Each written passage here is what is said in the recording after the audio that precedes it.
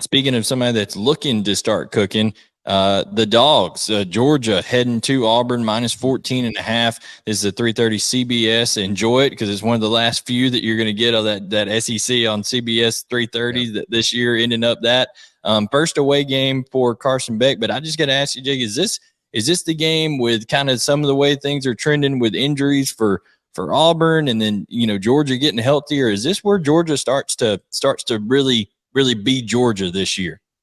Well, they kind of took the training wheels off Carson Beck, it seemed like, in the second half of the South Carolina game. And these new offensive coordinator, I know Mike Bobo's been there before, but this is different players. They're still feeling each other out, kind of finding out what they do best. My biggest question is, this is just like, it's Michigan's first road game this weekend. It's Georgia's first road game this weekend. You're going to a really hostile environment, obviously, in Jordan-Hare Stadium. And we know the pet cemetery that's built over, Indian burial ground, whatever. Will they play it safe early to kind of protect him, knowing that they have better personnel than Auburn does up front? I think that's why you saw that spread a little bit lower than what people thought it would be. A lot of people thought it'd be 17.5 all the way up to maybe 20.5, 19.5, somewhere around there. If they protect him, I think Auburn can hang in. But man, Auburn struggles at the quarterback right now are real. That's a real life problem. Peyton Thorne absolutely was terrified by the rush last week. If he's not going to hang in there and deliver the pill, you got to go with Robbie Ashford and just hope. Yeah. So my question is, from a former college coach yourself, if you were making this decision right now, even if you want to play Robbie, is it something where you feel like it's only fair to him to kind of wait till the bye week, give him all the reps at the one, all that kind of stuff, and not have him go in, against the back-to-back national champions? Is that kind of a setting him up for failure if you throw him in here this first game, or do you just say, hey, we just got to go with it and do what we can? Well, he got a ton of experience last year. I think that's something you lean on. He played against Georgia last year. He's not brand new. But you've got to put your team in the best position to win. And if Peyton Thorne goes out there and he looks like he's looking at the guy from the Texas Chainsaw Massacre every time anything goes wrong up front, then you're going to have to put Robbie Ashford in. Now, that limits you. Obviously, in the passing game, we know the running element it gives you. Here's the problem.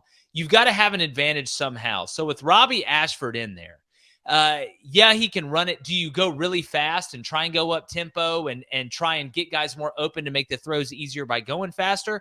Well, if you do that, then you risk going 3 and out a lot and the defense having to be on the field a whole heck of a lot more against a Georgia team that can really lean on you. Ladd McConkey's coming back. So it puts you in a tough spot. In a perfect world, last week was just an anomaly for Peyton Thorne.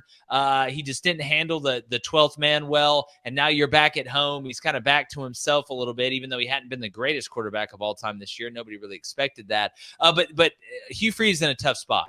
I don't think it's as much as the play calling as what people are saying. I think a lot of it was Peyton Thorne's not even getting to his second read, not even throwing the check down against obvious pressures.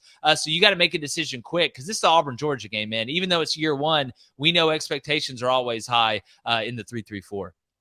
Yeah, it is. It is crazy. A little bit lopsided lately, although it has been a crazy environment, a crazy rivalry throughout the history of it. Georgia's won the last 6 matchups by average score of 30-10, and they are going to have special quarterback play and be able to consistently move the football if they're going to. Georgia on the injury front, like you said, is getting Ladd McConkey back on. I don't know how extensively or how much he'll be able to go, but then on the defensive side, that pass rush is going to be helped out. Michael Williams will be back. Javon Bullard's going to probably be back in the secondary. So a lot of dogs coming back. But the big thing, I wanted to ask you from a schematic standpoint, and one thing I think Auburn could take advantage of is we know that Rivaldo Fairweather, Luke Deal are very capable at tight end. The tight ends, whether it's been Trey Knox on some crossing routes, South Carolina ran some crossing routes, and whether Georgia was doing zone blitzes, that kind of stuff, they had guys get lost on those crossing routes. And then against UAB,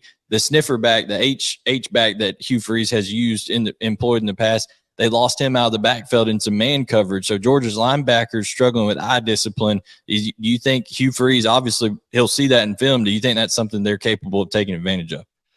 It is, but you wish they'd make those mistakes against you because they made them the weeks before, and Georgia does a really good job of fixing their problems, especially with Kirby Smart and Schumann and those guys. But look, Hugh Freeze can get in his bag. We know that. We've seen it in real life, and Phil Montgomery brings a ton of experience as well.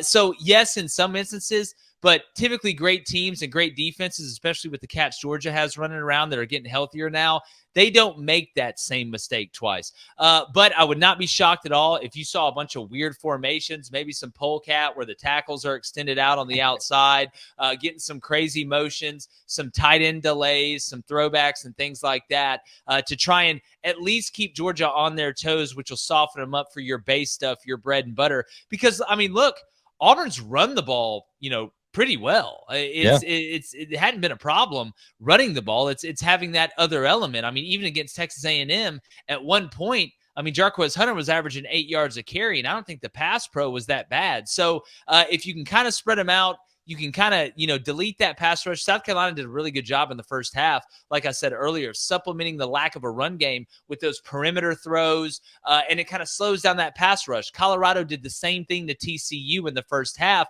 Now, all of a sudden, you got two decisions to make. One, we can rush 4, but they're defeated because they're not getting there. The ball's gone in a second or a second and a half. Or do we rush 3, which totally negates our advantage of being better than you up front and let the quarterback sit back there and get really comfortable? So there's some things that you can do. I expect Auburn to empty the bag, especially early to try and hang in the game and give that crowd a chance to stay in there and stay loud and maybe rattle Carson Beck in his first road trip a little bit.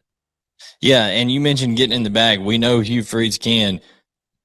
One question I had asked to me this week is, okay, people talk about Georgia's offense has been kind of vanilla, hadn't shown anything, really in some of these games until kind of the second half of that, maybe the second half of that South Carolina game. But still, I think they were pretty much running their base stuff, run, play action, that kind of stuff.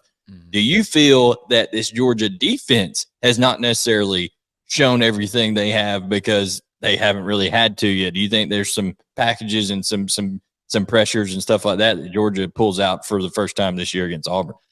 I think they're going to play it base early because they think they're just better than Auburn is. I mean, why would you get cute right now when you turn on the film and see the way that Auburn struggled at Cal to run their base stuff, to see the way they struggled, obviously, against A&M to run their base stuff? You have it in the bag. You work it. But I don't think you have to go to it early. I think they're going to line up and see if they just can't handle what Auburn throws at them, running their normal stuff. So you're not overthinking anything. You're not overrunning anything. You're not putting yourself in a situation you don't need to put yourself into. Now, if the game dictates it and somehow by the grace of God, Auburn comes out, they start cooking Breaking Bad style, then I think you may see Georgia kind of reach down a little bit deeper in the playbook than what they have. But I don't see it early. I think they're gonna make Auburn prove it first and then adjust from there. But it's kind of weird. This Georgia defense has been worse against the run than they have against the pass. You typically don't see that. So if there's any daylight for Auburn in this game, is that maybe they can run it a little bit, slow that Georgia defense down, which helps play action,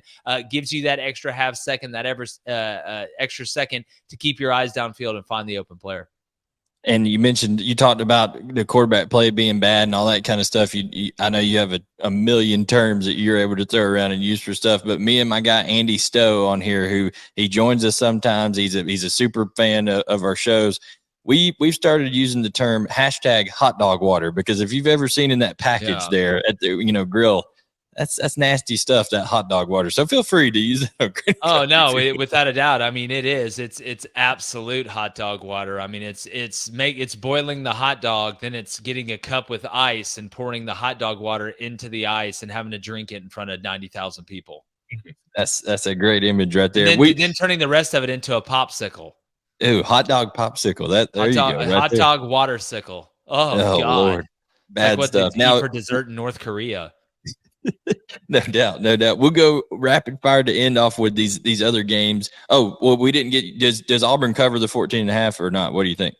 I would lean not. If I was going to bet a side in this game, I would take Georgia minus the 13.5. Actually, I would buy it down to 13.5 and take it. But I love the under. I got it when it was at 47. I think it's at 45.5 now. Can Georgia score 46? At least that's the way it's looking right now for Auburn. I don't think they will. But no, I like the under in this game.